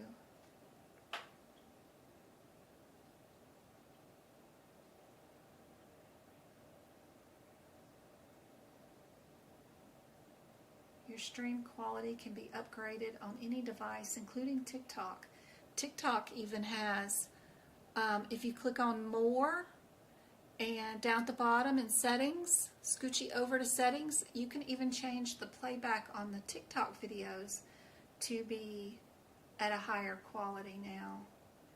It's pretty cool.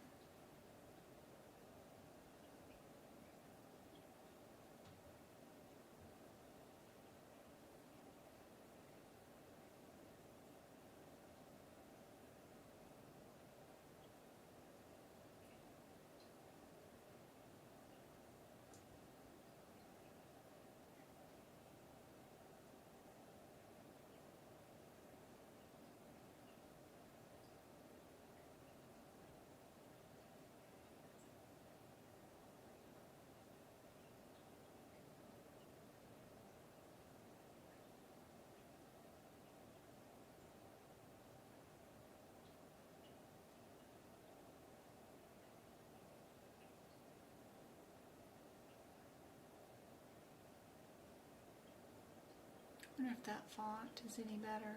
Probably not. It's probably still fuzzy.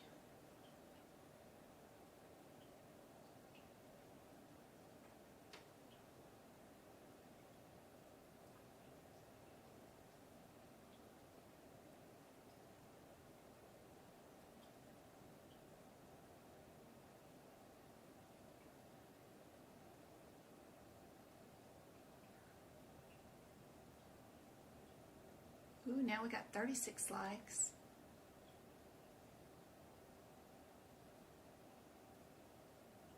Thank you much, guys. All right. Off subject. I purchased your book updates. I'm supposed to just print out guidelines and do not report with etc. for my own use.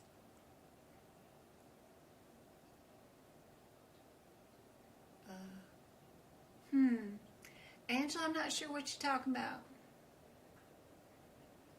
Don't print out any of my notes.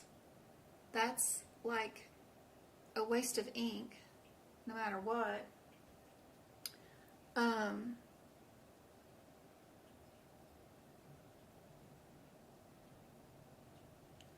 So what you do is you just copy and transfer my notes into your books. Even if it's ICD-10 guidelines. Where's some guidelines? Where's some guidelines?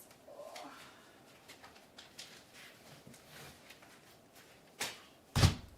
Even if it's ICD-10 guidelines, move them. Put them in the books. Transfer it. You know, everything I write in my books, go to that page that's in your book and go add it in. No matter what page I got going on. I'm sure that book has a lot of it in there. I was doing this one today, 2025 ICD-10, and you know, even, you know, where we're talking about the cause and intent and activity and status, and then I was blue highlighting, you know, the different ones. Lord, I was trying to go through here and maybe do a color code for each code, and Lord, that's going to take me forever. But I did in general, but then I went through and did some more yesterday and today, like those two are going to be intent because it was the S word or an A word, right? But then the ones around it are cause because it was a dog bite or an accidental human bite. That's what happened to them, right? But if it happens to be part of a bad thing, like an attempt at somebody intentionally doing harm, then that changes it to intent. So I was trying to go through here and see which ones were which ones, but like status ones are always going to end up being like a patient's alcohol blood level is status, or if they were a volunteer with the military or whatever. And then the places that it happened, like was on a canoe or in an inflatable or on a fishing boat. I have found some more places and stuff. So anyway, it took me a nightmare of a time to do every single code and mark it whether that was intent. And sometimes it can change too. So anyway, I've been trying to eventually mark up all of them, but I do in general already have like a bunch of ones that are marked up with status, green, and you're just supposed to transfer all that info that I give you by handwriting it yourself into the books next to the codes. Every guideline that I wrote in the front of my book around the guidelines for HIV are written in the front with the guidelines, but then I move them to the codes that they affect, so that I've got it all written here too. And then we'll go to the B20 and I'll write it again a third time next to the code. So if I go to B20 in here, it just reinforces learning. If I've written it in the front at the guidelines, I've written it right in front of the codes in the guidelines, and then I've written it again next to the B20s, next to the actual real code. So I've written it 3 times by the time I get here. You know, don't code this one with that one. I'm sure I wrote it right here. Don't code that one with that one. And then I wrote it in the front of the book. So I've written it 3 times. And that just, you know, reinforces learning. Anyway, that's what I do. And then I put it in my notes, make copies of it, give it to you guys so you can copy and put it into your books exactly how I've got it written. That way, no matter where I end up in this book, I could be in guidelines or I could be with the code set, I'm going to have the answer readily available for me. B12, B20, B20, B20. So even if I end up at the code set, I've still got the same set of guidelines, no matter where I'm at. Look, right there. And then I had that written in the front too that I showed off. Anyway, it's a nightmare to actually copy everything that I have written, but you know, pick and choose whatever you want and transfer whatever you want, but it's there for you if you need it. It's just stuff that I wished when I took my exam that I wish I'd known to put in my books. I paid for a year's worth of information out of some bat cave at $40 a month for 12 months, and you know, the lack of info for that kind of money I thought was really unhelpful. And so this is just stuff that I wish I'd have known that I needed. So I kind of overdo too, so you don't have to do as much as I do, but I think it's all helpful. But don't print it out. That's too much to print, and you'll be killing a bunch of trees. It's meant for you to view on a device where you can zoom in on it. You can back away from it. You know, you can play with it on your device and then just copy it onto your own books in whatever color format you want, because if you try to print it all in black and white, it's not going to mean as much as it does in its intention too, because you're meant to be able to look right here at this and know that if your answers are on this page, or if they're on, let's see,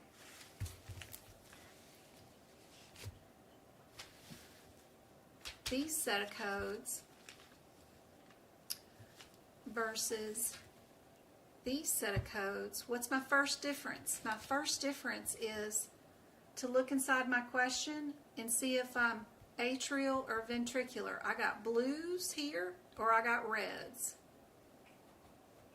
Very helpful. Then I'll just look through my question, see if I'm arterial or venous. First thing out of the way, I know I'm arterial. Okay, what's my difference here? One of them is extensive, the other one is limited. That's my other color code difference. That's the only thing that I got to look through my exam question for to see if I'm doing one or the other. And then pick your answer and move on. Take you 10 seconds to do the questions in this area if it was A, B, C, and D. Atrial, ventricular, or simple and extensive. Speed is key. Now, if you purchased like CPMA or other notes like E&M, where I have a bunch of practice exam questions and the answer, and it's like one sentence, and that sentence is like, oops, wrong one. I know CPMA has a study guide, and E&M has a study guide. Musculoskeletal and integumentary have a study guide. So those study guides, if you purchase those, they're going to come with these sentences where part of it is for CPMA. It's one sentence, and part of the sentence says prospective or retrospective. If your question is asking you about those types of audits, the answer that you're going to be looking for is going to say claims audit practice or facility does themselves. So transfer that info into the front of your book and then use that when you're taking the exam. I've got examples of fraud, and I just list those out, and examples of abuse and list those out. There's differences. Abuse is like excessive charges, and fraud is misuse of diagnoses to justify payments. So knowing those differences and writing them in the front of your book so that you have them during your exam, and remembering where you wrote them is super important. Have them organized so that you know where to go for that kind of stuff. So when you look at my E&M study guide or muscular integumentary study guides or my CPMA study guide, this is exactly what I wrote in my book to pass my CPMA certification exam, and I did it in 2 hours instead of 4. If the question was talking about max and local, I knew my answer was going to say something about providing clarification of national policies, and I only went through and looked for that one answer, picked it, and moved on.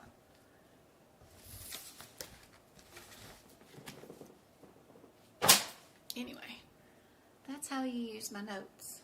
I don't know. I hope that was helpful.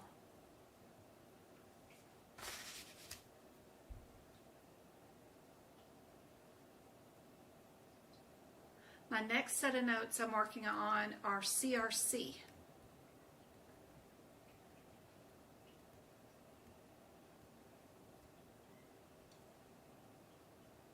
This particular question we were working on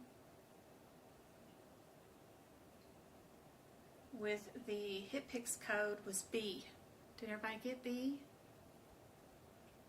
Here's another one. Are you 5'6" or 5'8"? Would you add radiology or not? Let me catch up with chat and see what I missed.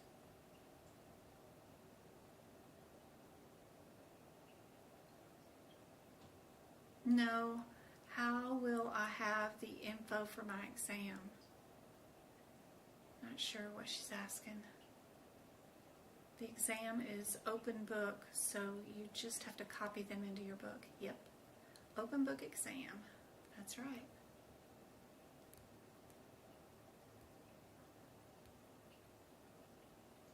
I don't report with our very long. Thanks, Jen. I was asking about intent and cause. Cool beans. Yes, I answered that in my last live, in the last 30 minutes of the question. Yeah. Of the workshop, or the last live on Friday. Yeah. I started trying to do more of those this weekend. I didn't get very far, but I think if I do several of them each year, eventually we'll end up with a full set of what I think is cause, effect, and intent on all those. That was on your test, Marcella? It's good to know.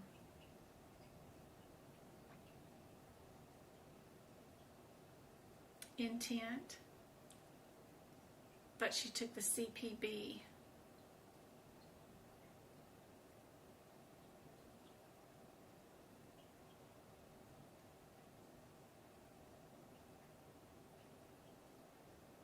And I also have the notes that will take your 2024 book and turn it into a 2025 book. And yeah, just copy those and handwrite in the new sets of codes that will turn your book into a 2025. That way you don't have to buy a new book. I've got that for the ICD-10 and the CPT book for you.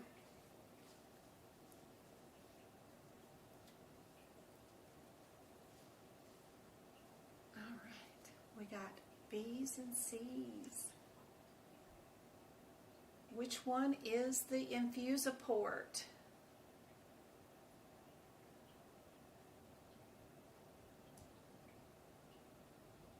There's only one code for that.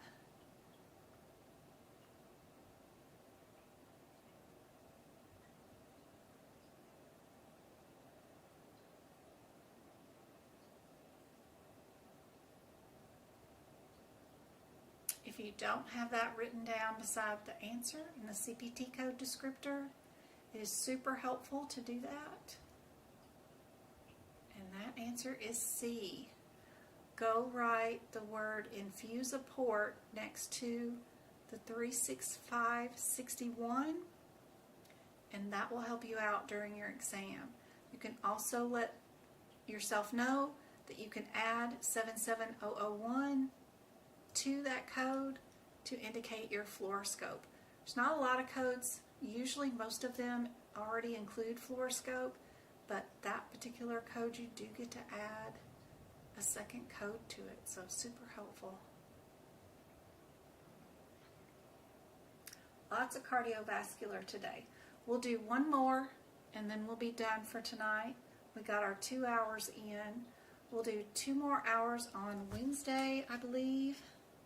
I think I've got cheer practice tomorrow, or a game. They got a basketball game tomorrow, and then we also have tutoring with somebody tomorrow, and I've got tutoring again on Thursday. I sent whoever that is their their Zoom links already tonight, so be sure you can find those. One person has Outlook email, and Outlook is picky. I don't know.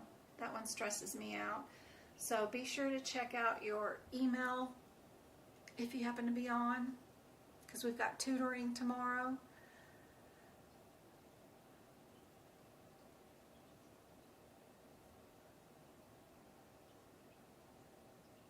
we've got two answers with the same answer, A and B. I would run to that code, see if we're under that header.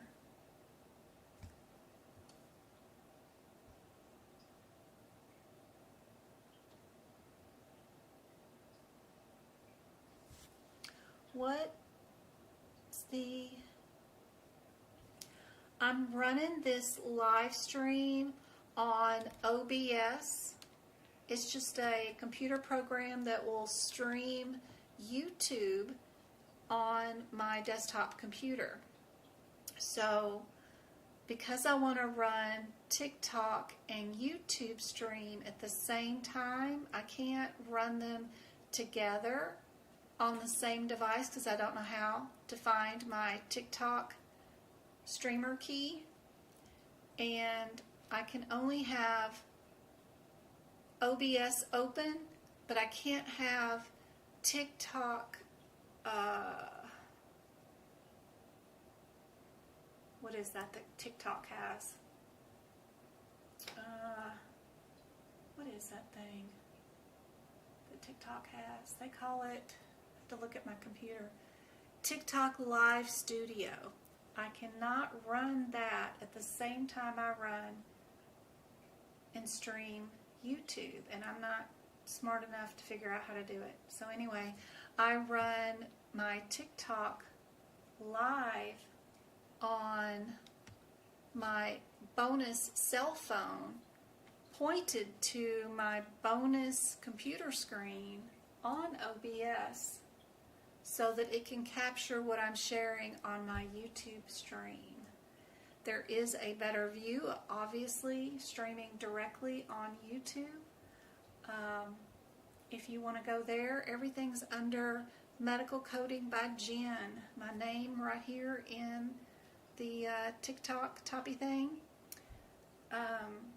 All these free live lessons that I do 3 days a week for 2 hours are on YouTube, and you can watch them whenever you want.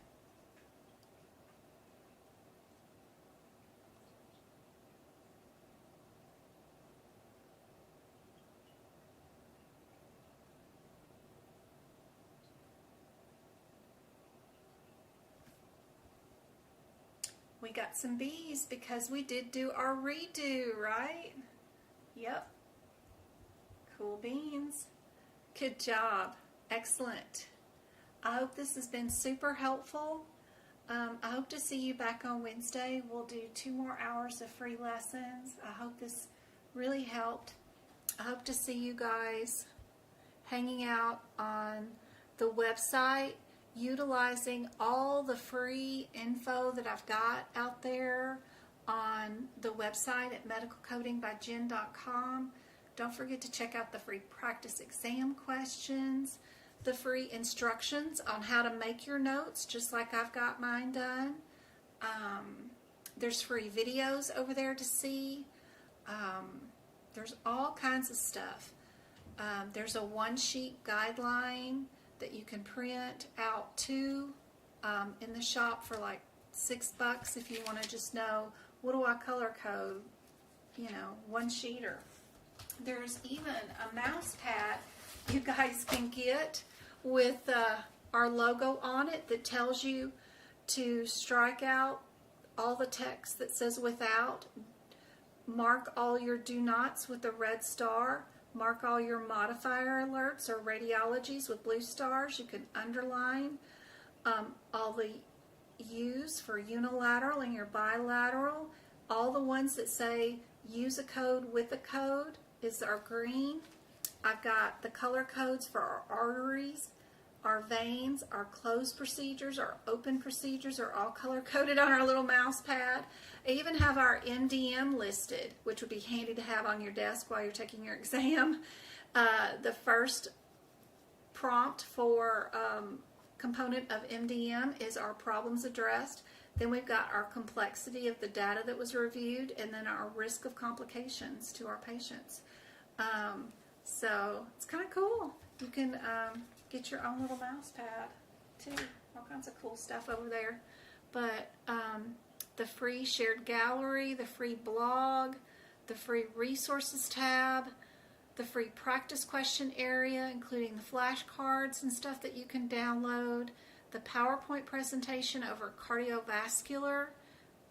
It's all handy dandy. And I've got a ton of practice exam question area too. That is super handy dandy. That I've been adding to like crazy. If you do want to buy a membership for just practice exam questions, like it's $8 just to play around and do a bunch of practice exam questions. I've been adding a ton of bonus stuff down here at the bottom that is super cool that you guys can play around with. You can fill in the blank for all the little body parts and stuff, and then hit grade and it'll check, and then you can redo it. Super cool. There's more flashcard practice questions and stuff. So I've got that for the heart and cardiovascular and all kinds of stuff. This is all of the practice questions just for digestive. And then we've got CRC practice exam questions. Comes with a bunch of free PDFs that you can download over here to the side. And then this whole page is nothing but CRC info and practice exam questions for you guys doing CRC. And then, of course, we've got practical coding. So if you are doing those, you just click on what case number you're doing, like 511, 7511, and there you go. And then you can keep moving and go through them all. They're all listed there, so super helpful. But lots of stuff on the site. I just hope it all helps out. And don't forget about the AAPC's blog and that Knowledge Center. That's a really great resource. So if you need help with ablations or whatever, just type in anything that you're working on, and it'll bring up every kind of article they've already written on that particular scenario. And they usually always have some examples here and tell you what the answers are. So it's really cool. I like their Knowledge Center, and it's free to everyone, and you don't even have to be logged onto their system to utilize it. So super cool. I hope this is helpful. And hey Jess, good to see you. You wrote to me on TikTok. Girl, you know how many messages I get daily? I got 100,000 subscribers on YouTube alone, so I'm sorry if I don't get back to you. I got messages on every single social media platform known to man. I don't even know how to use Instagram messages, TikTok messages, Facebook Messenger, oh good Lord, emails. It's everywhere. So if I don't get back to you, it's not because I don't care. I wish I could get back to everybody. But I will do my best to try to find it and answer your questions. You can book an advice tutoring with me. Like if you just want to sit with me for an hour and pick my brain and ask me a bunch of stuff, come over here to my website at Medical Coding by Jen.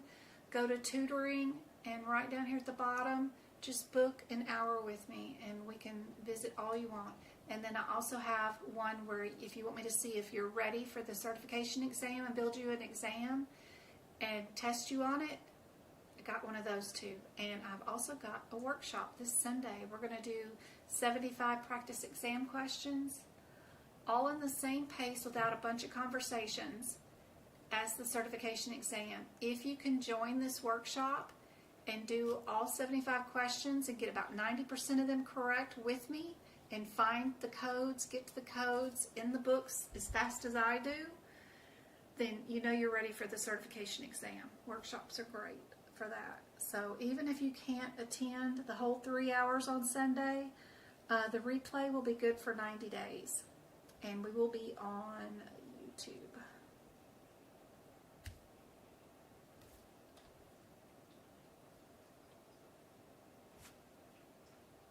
I hope to see you guys later. Love you guys. I will see you on Wednesday. I'll be back at 5 o'clock. Failed twice, and I took it more than a year ago. Where should I start? Make sure you have 2024 or 2025 CPT books. Then go to my resources tab, go to CPT book prep. Make sure you have all of this done, all the instructions with just those few pictures, including the anatomy and your ICD-10 book. There's also free videos right here. Watch those and get that done. Once you get your CPT book prep done, or you're working through it, right, and you're getting a bunch of it done, keep watching all of my live lessons that are free here on YouTube. Just come to the YouTube channel, go to the live page, and you watch today's, go watch Fridays, then go watch Wednesdays from last week, go watch Mondays from last week. Work your way back through all these. You will end up with enough information in all your manuals to pass that exam, for sure. You get sick of listening to my voice, but there is something here that will help you for sure out on all these videos. I have a podcast where I'm reading out the E&M guidelines or the ICD-10 guidelines, telling you what the answers are and what it means in layman's terms. Practice my short videos. These are practice exam questions where you got 30 seconds to come up with an answer. Some of them are just 10 seconds to come up with an answer. Do all the practice exam questions I've got here. On my community tab of my YouTube channel, I've got free practice exam questions right here. Click on the answer you think it is, and then it will tell you the answers and rationale. There's a bunch of them right there on the community page. So just keep working at it. Click on all my resources. Work your way through all the resources, including joining the free Discord study group and enlist other help from other people. Go-Kart, Twinkle, other people are in there. Y'all practice with each other. Y'all can make practice exam rooms inside our Discord group. Y'all can practice exam questions in there. All kinds of stuff. You can actually go to the CMS website and take some free courses. That free course website link is right here on my website underneath the free best resources tab page. Go there and take their free ICD-10 course. There is a lot of free resources here, so please check these out. And the best place for bonus practice questions, of course, besides the ones that I write, is always Pocket Prep. Joining Pocket Prep, which is that pink pill that's shaking right there, is great. They even tell you where the answers are and the page numbers are in the CPT book, where to find the answers. Great way to learn. Fantastic way to learn, and it's very inexpensive. Very inexpensive. Love it. Love it. $15 and you get access to 750 practice exam questions. It's great. So I hope that's helpful. I'm going to run, go get something to eat. I hope this is helpful, and I will see you guys on Wednesday. Yay, I'm so glad you're on Discord. That's great. All right, TikTok and YouTube. You're welcome, Ada. I love seeing you.